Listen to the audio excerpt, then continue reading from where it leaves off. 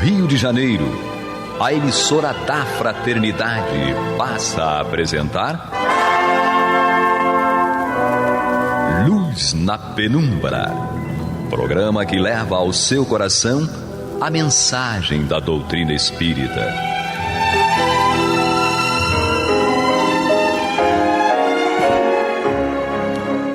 E com vocês, André Afonso Monteiro, para o estudo do livro A Gênese, da obra codificada por Allan Kardec.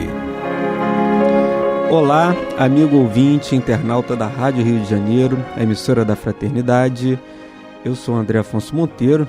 Vamos apresentar o programa Luz na Penumbra com o estudo da obra A Gênese.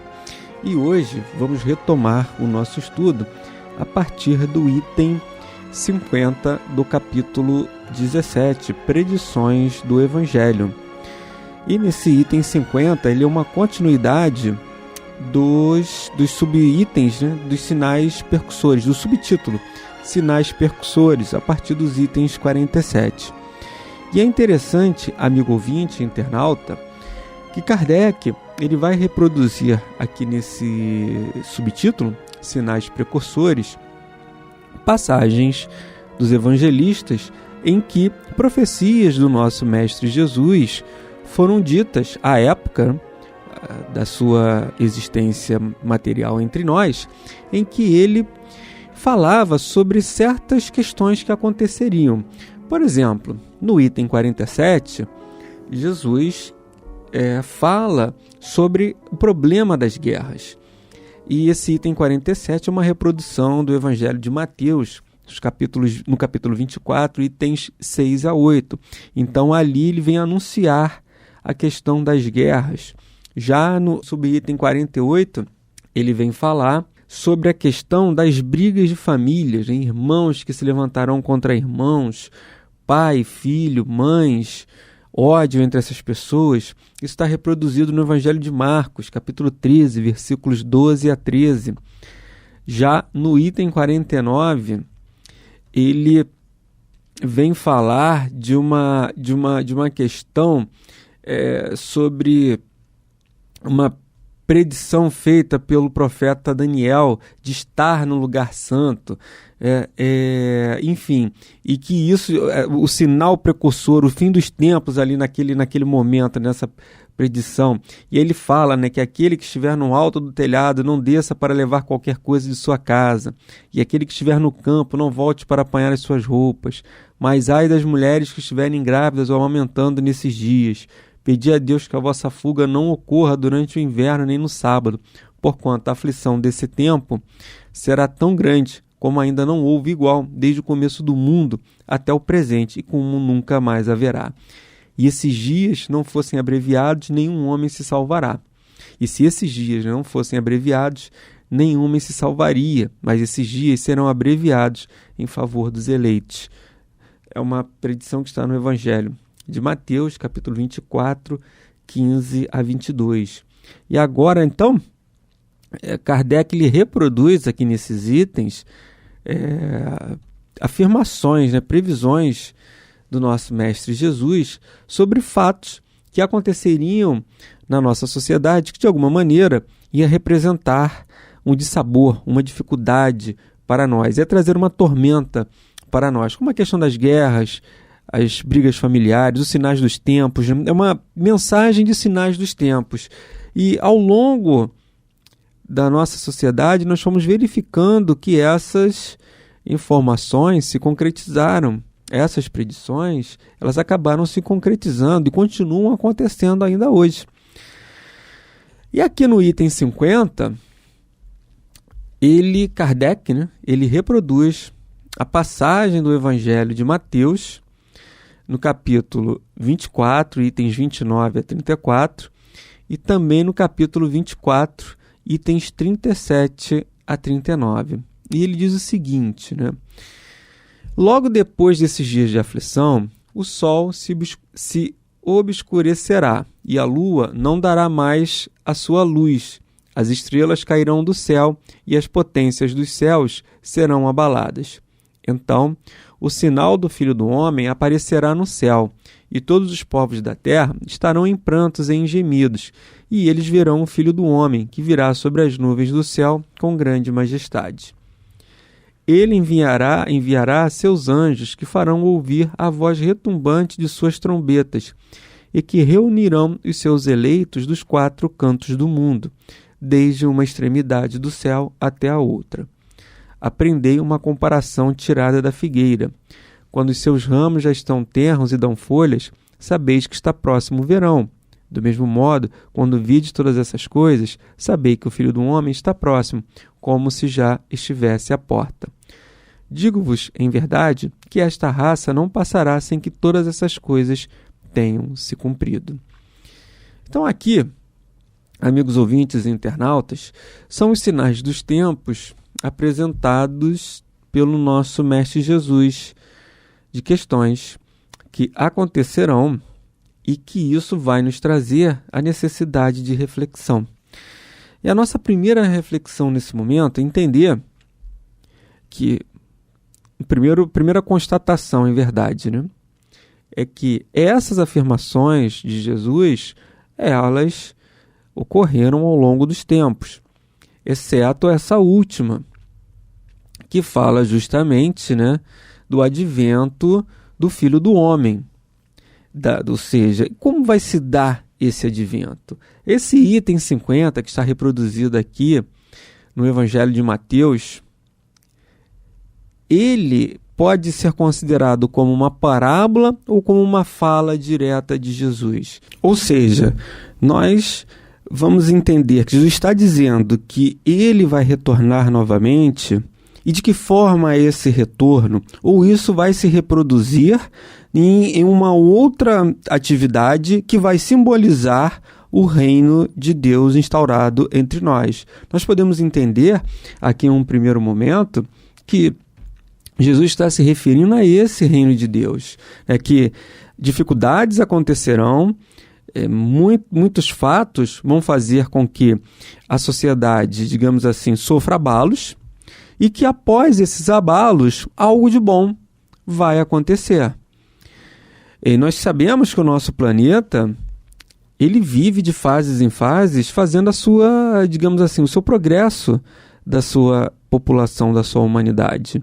E esses progressos, muitas vezes, como o Livro dos Espíritos nos retrata, eles são precedidos de abalos, para que justamente, quando uma sociedade está, digamos assim, muito tempo paralisada, cristalizada nas suas dificuldades, nos seus vícios, nas suas imperfeições, ela sofre golpes e, através desses golpes, esse progresso, isso acaba se tornando um progresso, uma alavanca para que, tanto do ponto de vista moral como intelectual, aquela sociedade avance. E os espíritos nos explicam que não precisaria ser assim. Mas diante da nossa imprevidência, de tempos em tempos, nós somos golpeados com esses abalos. Então nós podemos entender que Jesus vem narrando, nesses sinais precursores, de abalos que aconteceriam na nossa sociedade. E isso ele não fala, ainda que exista um sentido figurado, mas ele diz de forma clara que das guerras, fala dos problemas das famílias. Ele fala isso bem claramente. E isso realmente nós constatamos no nosso dia a dia. As dificuldades de relacionamento, quando nós falamos família, não necessariamente ao núcleo familiar, mas as pessoas de se entenderem como um grupo coletivo, de se viver em harmonia, em paz, em tranquilidade, nós ainda, atualmente, vemos muito isso por questões políticas, por questões ideológicas, e o quanto isso traz divisões entre as pessoas, as famílias, os grupos. Estamos vivenciando isso na prática. Estamos vivenciando muito problemas também de pais com seus filhos, enfim, questões que nós, à luz da reencarnação, vamos entender mais especificamente esses espíritos que estão ali reunidos no mesmo núcleo familiar e que, de alguma maneira, são antagônicos uns aos outros. Mas Jesus traz isso para nós. Isso vai acontecer. E por que isso tem que acontecer? no final, ele diz isso bem claramente: digo-vos em verdade. No final, no último parágrafo do Evangelho de Mateus, capítulo 24, itens 29 a 34. Digo-vos em verdade que esta raça não passará sem que todas essas coisas tenham se cumprido. Então nós vamos entender que estamos predestinados a isso, a um determinismo. Por que isso tem que acontecer? Por que não seria diferente? Mas, amigos ouvintes, antes de nós respondermos a esses pensamentos, nós estamos aqui transmitindo o programa Luz na Penumbra, estudo da obra Gênesis, comigo André Monteiro, ali com o nosso querido Luciano também na técnica, nos auxiliando aqui na nossa transmissão de hoje. Mas voltando aqui, amigo ouvinte, internauta, dos nossos questionamentos, por que nós temos que passar por esses sinais? Por que estamos recebendo esses golpes, através desses abalos, desses desastres, dessas crises morais, dessas crises éticas que temos acompanhado de tempos em tempos na sociedade? Para nós estudarmos e chegarmos a alguma conclusão sobre essas causas, nós temos que, primeiramente, relembrar quando os espíritos nos dizem que o Brasil, principalmente, melhor dizendo, o nosso planeta Terra, é um planeta de provas e expiações. E falam claramente isso lá em O Evangelho, segundo o Espiritismo, Há Muitas Moradas na Casa de Meu Pai, em que eles informam que o nosso planeta é um planeta de provas e expiações, e que aqui, de gênero, de provas e expiações, e que nesse planeta de gênero de provas e expiações, ele funciona como uma escola, como um hospital e como uma prisão. Quando a gente lê isso, nós sentimos assim até um arrepio, um calafrio, um torpor, porque ele está falando claramente para nós, Kardec trazendo essa informação, que nós estamos ou em uma escola, ou em um hospital, ou em uma prisão. E em uma escola, ali se matriculam aprendizes, alunos, aqueles que precisam estudar aquela matéria, estudar aquele fato, adquirir aquele conhecimento para que possa dominar aquela informação, aquela matéria, aquele estudo, aquela ciência. Da mesma forma, no hospital, ali ingressam doentes. Aquelas pessoas que precisam de alguma forma curar alguma enfermidade, curar uma doença psicológica, uma doença emocional, mental, um problema qualquer, muitas vezes físico, outras de ordem espiritual, mas de alguma forma aqueles que chegam até o hospital buscam a cura, seja ela qual for. E nas prisões, nós encontramos ali aquelas pessoas que precisam passar por um processo de recuperação de algum fato errado, de algum crime que tenham cometido. Então, a primeira pergunta que a gente chega à conclusão é a seguinte: então nós somos ou doentes, ou alunos, ou criminosos, prisioneiros? O que o Espiritismo, o que o Evangelho traz, o que Kardec coloca para nós, inicialmente dá essa sensação, essa resposta para nós. Mas lembrando que também dentro das escolas encontramos os professores, os assistentes, aqueles funcionários da vanguarda que vão de alguma maneira, melhor dizendo, da retaguarda, que vão de alguma maneira propiciar que aquela escola possa funcionar, propiciar que o aluno possa ter um conforto, que o professor possa ter os insumos e a logística toda preparada para ministrar a sua aula. No hospital, a mesma coisa, nós teremos ali os médicos, os enfermeiros, os técnicos, os auxiliares, os maqueiros, os gesseiros, aqueles funcionários da administração, aqueles funcionários que vão fazer com que o hospital possa se manter em funcionamento. E nas prisões, da mesma forma. Nós vamos ter ali mecanismo, ou deveríamos ter mecanismos que levassem aquela pessoa que ali cometeu aquele crime, pudesse recuperar a sua condição moral, a sua condição ética e não voltar a cometer os mesmos crimes. E vamos ter ali todo um conjunto de pessoas que vão propiciar para que a estadia daquela pessoa que precise passar por uma prisão possa, de alguma maneira, se tornar algo factível, algo viável, que essa recuperação possa ocorrer. Então não quer dizer que só no nosso mundo nós temos doentes, alunos que precisam aprender, que estão ainda na ignorância de algum conhecimento, ou prisioneiros e criminosos. Mas na sua essência, vamos ter algo para aprender. Vamos ter algo para que nos curar e vamos ter algo que fizemos de errado para reparar. Então essa visão que Kardec traz para nós é uma visão dos espíritos que estão aqui reencarnados. Então estamos aqui todos no mesmo, digamos assim, planeta, exercendo de alguma forma uma programação espiritual para o nosso progresso, para a nossa evolução. E todos nós, nesse contexto, vamos nos auxiliar, em qualquer posição que esteja. E aqui ninguém vai querer se colocar numa posição superior. Eu sou o professor, eu sou o médico, né? E quando nós falamos isso, não é essa associação direta com o exercício da profissão em si, mas o que esse espírito traz de bagagem e onde ele pode efetuar o bem para a sociedade. Porque uma educação, ela não vai só se dar na escola. A cura, ela não vai se dar só no hospital. É óbvio que esses são os locais específicos para que isso aconteça. Mas, de alguma forma, nós com uma palavra podemos auxiliar uma pessoa e isso pode produzir uma transformação para ela.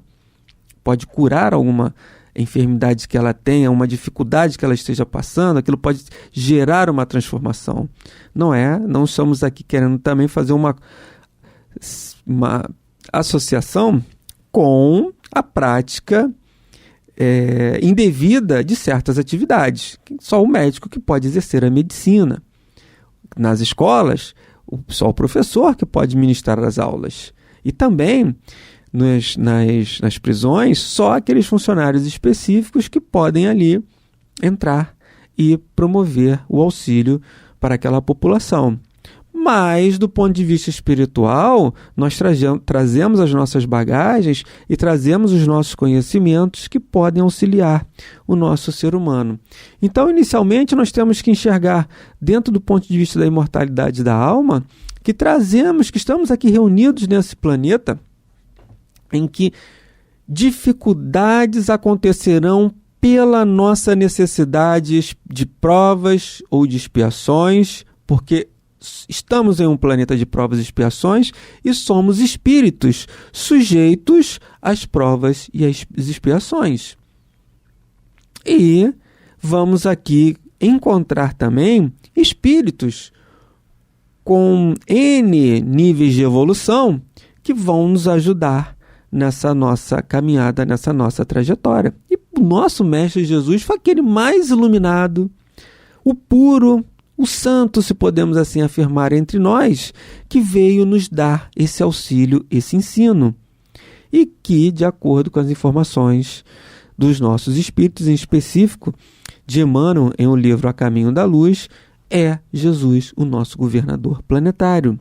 Construiu o nosso planeta, identificou as diretrizes de vida, de organização para o nosso planeta e aqui instalou a população e convidando também espíritos de outras orbes para nos auxiliar. Mas, amigos, então a essência desses sinais está nesse conhecimento que Jesus tem dos espíritos que estão aqui reencarnando, ou encarnando até, espíritos ainda sujeitos às provas e às expiações, em que vamos identificar pessoas promovendo a guerra, pessoas promovendo muitas vezes a intriga, a divisão, a intolerância, ou seja, de alguma maneira ainda presos ao egoísmo, à ganância, à vaidade, ao orgulho. Então, Deus, Jesus, Ele nos conhece. Ele sabia quem estava sendo convidado para o banquete dele. E para que essa festa se torne completa, é preciso que a gente faça a nossa parte. E ele finaliza, Kardec, com os itens 37 a 39 do Evangelho de Mateus, capítulo 24, dizendo o seguinte: e acontecerá no advento do Filho do Homem o que aconteceu no tempo de Noé. Porque como nos últimos tempos, antes do dilúvio, e aí nós relemos o dilúvio, foi também um desses sinais, uma dessas catástrofes que aconteceu, que de alguma maneira promoveu ali o avanço da sociedade. Diz ele, porque como nos últimos tempos, antes do dilúvio, os homens comiam e bebiam, se casavam e casavam os seus filhos, até o dia em que Noé entrou na arca. E assim como eles não souberam do momento do dilúvio, senão quando este sobreveio e arrebatou a todos, assim também será no advento do Filho do Homem. Evangelho de Mateus, capítulo 24, 37 a 39. Então aqui, amigo ouvinte internauta, ele coloca para nós. Vai acontecer alguma coisa, mas a esperança vai nos levar a algo melhor. É algo que nós precisamos refletir e não agir com medo, com receio, até porque somos espíritos imortais. Mas ter essa certeza que todos esses fatos que acontecem têm toda a presciência de Jesus, que está no seu controle, que está no seu comando. Amigos ouvintes, nós estamos aqui caminhando para o final do programa de hoje, desejando a todos vocês, amigos ouvintes e internautas, muita paz em seus corações, que tenham a fé, que tenham a esperança, que não se deixem atormentar por esses sinais dos tempos, por esses golpes que de vez em quando a sociedade sofre, para que saia do estado de inércia. Que acima de tudo nós temos essa fé. Não sejamos também omissos às dificuldades, não sejamos omissos aos absurdos que volta e meia acontecem na nossa sociedade, entendendo que isso é um fato que deveria acontecer. Não, acontece pela nossa imprevidência. Poderia ser diferente, mas não é, porque ainda estamos muito presos ao nosso egoísmo, à nossa vaidade, aos nossos vícios. Mas ao final de todo túnel há sempre uma luz, amigo ouvinte internauta, usando esse sentido aqui figurado para nós encerrarmos esse programa com muita paz, com muita fé, com muita esperança e com a certeza de dias melhores. O que fica para nós é essa certeza. Ainda que passemos por dificuldades, teremos dias melhores. Muita paz. Você está ouvindo o programa Luz na Penumbra.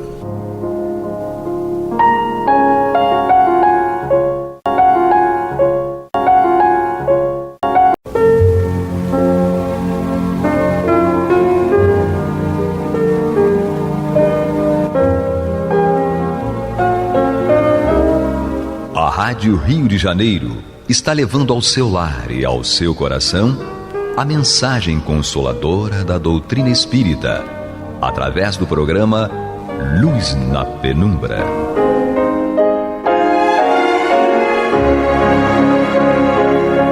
E agora com vocês, Nádia do Couto Vale, para comentar o céu e inferno ou a justiça divina segundo o Espiritismo, da obra codificada por Allan Kardec. Amados e amadas ouvintes internautas, que a paz de Jesus permaneça conosco hoje e sempre.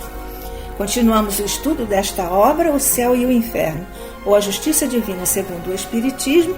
Estamos, porque estudamos juntos e todos sabemos, só para retomarmos o fio da meada, estamos na segunda parte da obra, no capítulo 5º, no qual estudamos os ascendentes, as consequências e a trajetória, as escolhas que fazem os espíritos, ou fizeram, os espíritos catalogados por Allan Kardec como suicidas, que é o tema deste capítulo 5º da segunda parte, e nós já estamos aqui desenvolvendo o estudo daquele caso, um caso delicado, subtitulado por nosso querido codificador Allan Kardec como Luís e a Pespontadeira de Botinas.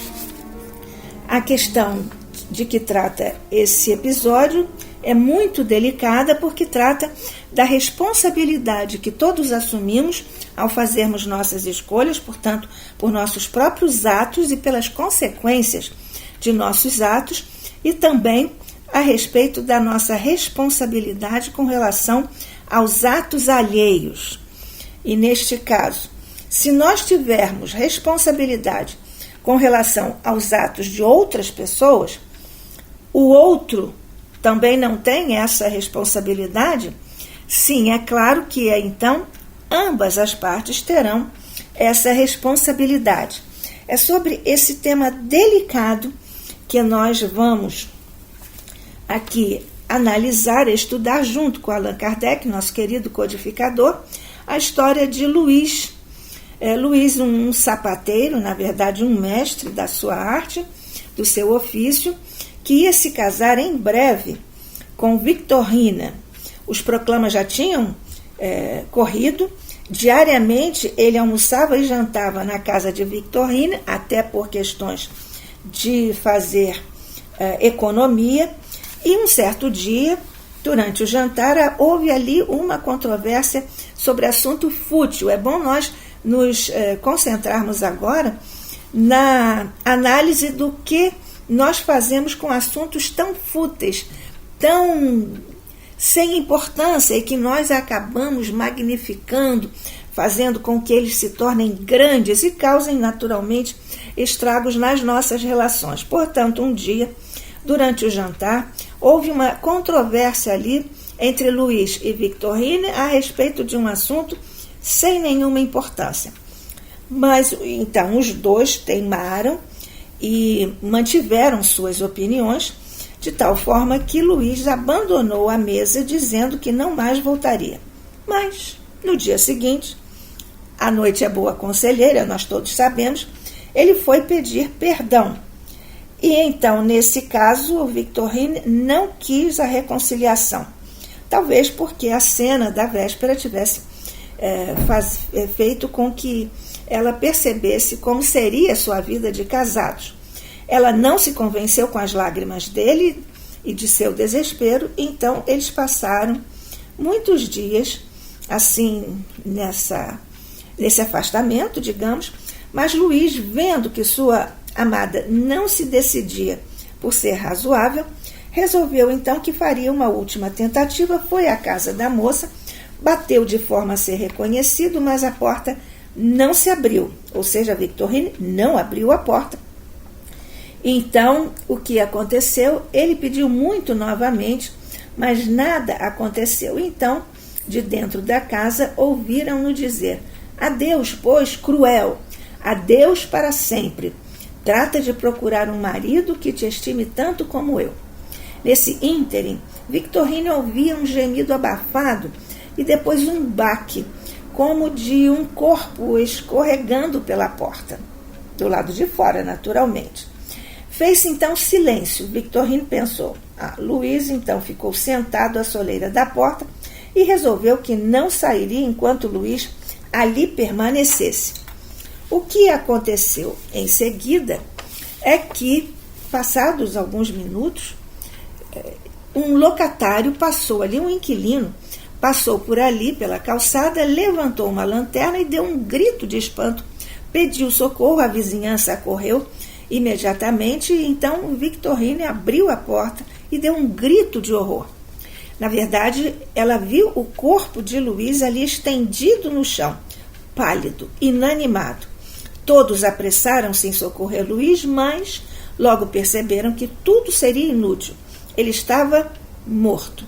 Enterraram uma faca na região do coração, exatamente simbolicamente, onde a faca ficou cravada naquela ferida. Então, a questão moral que se põe é: Victorine tem ou não tem responsabilidade nesse drama que na verdade é lamentável, mas que há aqui também, quem sabe, a participação dela. Ora, na Sociedade Espírita de Paris, em agosto de 1858, Kardec pediu a São Luís alguns esclarecimentos, como ele costumava fazer. Então, São Luís respondeu que Victorine era, sim, causadora involuntária do suicídio, mas que tem essa responsabilidade justamente porque não o amava e viu naquela circunstância uma oportunidade de encerrar ali o compromisso, de não desposar Luiz. E aí também impõe-se uma outra questão. Ela teria tido, ou tem o direito, ou qualquer pessoa tem o direito de brincar com o sentimento do outro, como aqui parece que Victorine fez? Na verdade, Emmanuel, em Vida e Sexo, pela psicografia de Chico Xavier, nos ensina e nos garante que todos responderemos por tudo que fizermos ao universo íntimo do outro, ou seja, por desequilibrar o psiquismo do outro, que foi o que aconteceu, lamentavelmente levando Luiz até o ato tresloucado do suicídio. Então, nesse momento, se o noivo já não interessava a Victorine, até lhe causava repugnância, segundo a fala e o ensinamento de São Luís, então ela não deveria desposá-lo. Mas por que deixou a questão chegar àquele ponto? Portanto, a responsabilidade de Victorine é exatamente, segundo São Luís, ter alimentado o sentimento que não acalentava junto de seu coração e, portanto, ela tem responsabilidade para com o mundo íntimo de Luiz. Lembrando aqui a fala de Lucas em seu evangelho: paz seja em tua casa. Aqui a casa emocional, a casa psíquica, a casa psicológica, espiritual de Luiz, no caso. Mas tal responsabilidade é proporcional à falta. Nós sabemos que esse é um princípio da justiça divina que já existe aqui nas questões jurídicas da Terra. Então, é proporcional à falta, mas é menor do que se tivesse agido consciente e voluntariamente. Portanto, aqui foi, na verdade, um movimento íntimo da emoção de Victorine, mas ela não agiu de forma consciente, voluntária, querendo mesmo que Luiz praticasse o suicídio. Então, Luiz, o noivo suicida, tem atenuante, tem desculpa pelo desvario, pelo desequilíbrio em função da obstinação firme que ele estava na decisão de Victorine. O espírito São Luís, então, esclarece: o suicídio oriundo do amor é menos criminoso aos olhos de Deus do que o suicídio de quem procura libertar-se da vida por motivos de covardia. E então, neste caso, já que Luís tem atenuante, e o espírito Luís, então, o sapateiro suicida, como estaria nesse caso? Foi evocado o espírito Luís, suicida, e na percepção que ele expôs nas respostas a essa evocação, ele respondeu perguntas.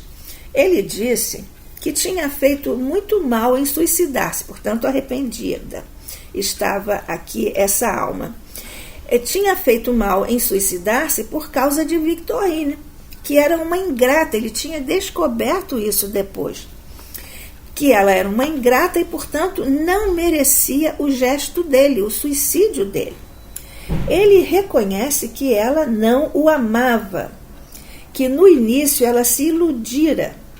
E a altercação, aquela desavença, aquela discussão que tinham tido durante aquele jantar, abriu os olhos de Luís. Mas aqui nós vemos como nós nos deixamos levar pela emoção e nos afastamos da razão. Se Luís, naqueles dias, ficou esperando que Victorine lhe desse um alento, uma posição, se ele tivesse pensado racionalmente, ele provavelmente teria pesado esses contras que pesavam com relação a Victorine diante do compromisso que ambos tinham assumido. Portanto, ele acaba reconhecendo que ela não o amava, que ela se tinha iludido a si mesma, que aquela desavença no jantar tinha sido um pretexto para ela se livrar dele, e que ele também então assume a mesa mediúnica, que tinha feito muito mal em se suicidar por causa de Victorine, que ele próprio agora considerava a mesa mediúnica, que ela não merecia o gesto dele. Ele diz também, a mesa mediúnica, Luís diz que sabe também que ela se sentiu feliz quando encontrou um pretexto para se desembaraçar dele. Por isso que quando ele descobriu isso, também reconheceu novas percepções a respeito de Victorine, da sua personalidade e da forma como ela se tinha conduzido perante o amor dele, Luís. A percepção dele, portanto, da sua parte como noivo, ele também não amava. Vejamos como o tempo é que é o grande enfermeiro, porque ele também não a amava, era só paixão. E nós sabemos que paixão é diferente de amor. Então, pois, se o amor fosse puro, eu me teria poupado de lhe causar um desgosto. Vejamos aqui a grandeza do que é o amor e também aqui a lucidez de Luís, falando sobre não só o seu conceito, mas agora sobre a função que tinha exercido em seu mundo íntimo, aquele arroubo de paixão que nós estamos aqui verificando e já tínhamos considerado do ponto de vista da nossa razão que essa poderia ser ali uma faceta daquela cena lamentável. Nós estamos estudando aqui juntos, eu, Nádia do Couto Vale, e você, amigo, amiga, ouvinte, internauta, no programa Luz na Penumbra, na Rádio Rio de Janeiro, a emissora da Fraternidade, a obra O Céu e o Inferno, ou a Justiça Divina segundo o Espiritismo, no capítulo 5º da segunda parte, estudando aqui hoje, juntos, o caso de Luís, um sapateiro, que se suicidou porque não encontrou guarida, reconhecimento e até sensibilidade na sua noiva Victorina. Então nós vemos aqui que ele já se arrepende porque tinha caído em si. Joana de Ângeles, nossa querida mentora espiritual, nos sempre alerta sobre isso e usa muito frequentemente em seus iluminados textos a expressão cair em si. Então Luís caiu em si no plano espiritual, arrependeu-se de ter se suicidado, na verdade passou a ver a real figura de Victorina e então ele declara que ela não o amava porque descobriu no plano espiritual, e de sua parte ele diz à mesa mediúnica que também não amava, descobrira então que era só paixão. E ele diz: pois se o amor fosse puro, eu me teria poupado de lhe causar um desgosto, porque essa é a verdadeira postura de quem ama de verdade, que é poupar o sofrimento do outro. Então, Luís, com isso, revela distanciamento psicológico e também generosidade. Na verdade, também isso está manifesto para todos nós, quando ele respondeu se, no caso de ela saber que ele tinha a intenção de suicidar-se, ela persistiria ou não na sua recusa. Então, perguntado sobre isso, ele respondeu, mas revelando o distanciamento psicológico. Ele diz: não sei. Penso mesmo que não. Portanto, que ela não tinha a intenção de fazer com que ele fosse levado ao suicídio. E ele conclui: não sei, penso mesmo que não, porque ela não é má. Mas ainda assim não seria feliz, e melhor foi para ela que as coisas se passassem de tal forma. Na verdade, nós temos aqui, quando nós vimos que São Luís disse que há uma atenuante no caso de Luís, nós vemos que ele não premeditou. Portanto, aqui está encerrada a motivação, a raiz para o fato de ele ter atenuante na prática do suicídio. É a não premeditação.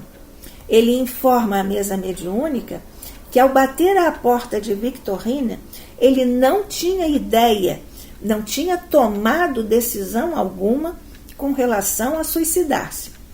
E que isso só aconteceu, ou seja, ele só se suicidou por causa da obstinação dela em não abrir a porta, em não lhe conceder uma outra oportunidade, não lhe dar uma única oportunidade de falar com ela, de esclarecerem as questões. E ele diz que só diante dessa teimosia, mais do que teimosia, dessa obstinação de Victorine em não atendê-lo, é que ele declara, só então é que ele perdeu a razão. Aqui nós temos uma outra atenuante de Luís. O suicídio não foi premeditado. Seu único pesar, diz ele à mesa mediúnica, é de que naquele momento, seu único pesar era o fato de Victorine não merecer aquela experiência que ele lhe tinha imposto. Portanto, é a única coisa de que ele se ressente no plano espiritual, porque ele diz que a própria Victorine não merecia que ele tivesse imposto a ela a experiência dramática de ser de alguma forma ligada à consequência da obstinação dela, ou seja, ao suicídio dele. Mas então ele declara que revive ainda o momento e ele está em perturbação. Ele acrescenta: estou ainda perturbado. Afigura-se-me estar ainda à porta, conquanto também experimente outra sensação que não posso definir. Nós vemos aqui a nossa responsabilidade com relação aos pensamentos que entretemos com relação aos nossos irmãos, inclusive e principalmente aos amores, aos afetos do nosso coração, quando nós enviamos a eles, às vezes nós lamentamos mesmo sabendo disso, mas enviamos alguns pensamentos de tristeza para os afetos do nosso coração, que estão no plano espiritual, não só os suicidas, mas os que não foram, na verdade, para o plano espiritual em função de atos suicidas. Ele diz que ainda está experimentando todo aquele momento de emoção, de perturbação mesmo de emoções, quando estava ali junto à porta de Victorine, e ele também diz que experimenta ali outra sensação, que ele próprio diz que não pode ainda definir. Nós vemos aqui, mais uma vez, a questão do tempo psicológico, que frequentemente nós visitamos aqui, que é uma construção de Santo Agostinho, ainda quando estava encarnado como bispo de Hipona. Portanto, o tempo psicológico e a memória emocional em que Luís revive esse gesto dramático. Ele diz que chegará a compreender mais tarde aquela sensação que ele não pode definir nesse momento em que responde às perguntas à mesa mediúnica. Ele diz: quando estiver livre desta perturbação, é natural que ele ainda esteja perturbado. Nós, afinal, sabemos que todos passamos por um período natural de perturbação ao desencarnarmos. O período dura o tempo que for necessário, mas ele está diretamente relacionado ao nosso grau de afastamento ou de apego das coisas materiais. Então, ele revela aqui mais um detalhe, ou mais um viés da sua autopercepção. Ele se reconhece aqui, nós já vimos nesse quadro, e reconhece também. E aqui uma evidência de que ele faz uma autoanálise. Ele diz que foi fraco e que sofre as consequências da sua fraqueza. Ele diz que fez mal. Vejamos a coragem do espírito também à mesa mediúnica, expondo a intimidade do seu mundo íntimo. Ele diz também que fez mal, que ele deveria ter se resignado. Diz que a paixão cega o homem a ponto de praticar loucuras. A expressão é do próprio Luís à mesa mediúnica, e lamenta que ele só o compreende bastante tarde. E então ele diz: sou, portanto, infeliz, como consequência disso. E ser infeliz, aqui no caso, é pelo autoconhecimento. Ele revela o desgosto que tem com relação a tudo que praticou, e nós, mais uma vez, lembramos aqui as perguntas sobre o arrependimento, sobre o suicídio, em O Livro dos Espíritos, que ressalta o desgosto da vida, por exemplo, é um forte motivo para o suicídio, e os espíritos orientadores de Allan Kardec nos informam isso. E ele encontra desgosto também no plano espiritual. Ele diz: fiz mal em abreviar a vida. Não deveria fazê-lo. Era preferível tudo suportar a morrer antes do tempo. Sou, portanto, infeliz. Sofro. E é sempre ela que me faz sofrer, a ingrata. Parece-me estar sempre à sua porta. Mas não falemos nem pensemos mais nisso, que me incomoda muito. Adeus, despede-se Luís da mesa mediúnica, e comentário faz, como sempre, aqueles seus profundos, iluminados comentários. Ele diz que nesse caso se constata uma nova confirmação da justiça que preside a distribuição das penas, conforme o grau de responsabilidade dos culpados. Nós vemos aqui que houve atenuante para Luís, e que a maior responsabilidade, diz Kardec, é a de Victorina, porque fingiu a Luís um amor que não sentia por brincadeira. E quanto ao moço, quanto a Luís, sobre a sua punição, Kardec diz que já é suficiente a Luís o sofrimento que tem e que perdura. Mas declara aqui Kardec, as palavras são suas, com relação à pena de Luís: sua pena é leve. E por quê? Porque apenas cedeu a um movimento irrefletido em momento de exaltação, que não a fria premeditação dos suicidas que buscam escapar às provações da vida. É a nota primorosa, iluminada de Kardec, com o qual se encerra aqui este caso de Luís e a pespontadeira de botinas. Que a paz de Jesus permaneça conosco hoje e sempre. Que assim seja.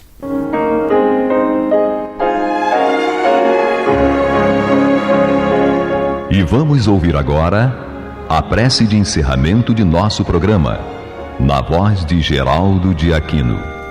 Jesus, dá-nos coragem para a luta, piedade para os insultos, e misericórdia para as injustiças e ingratidões. Limpa nossa alma de inveja e ambições mesquinhas, de ódio e de vingança o nosso caminho. E que dentro em pouco, ao recolher-nos de novo ao calor do nosso leito, para que o sono nos dê a paz e o esquecimento das tristezas humanas, possamos sentir, Senhor, no mais íntimo de nosso ser, a doçura indefinível do Teu amor e a grandeza incomparável da Tua divina presença. Que assim seja.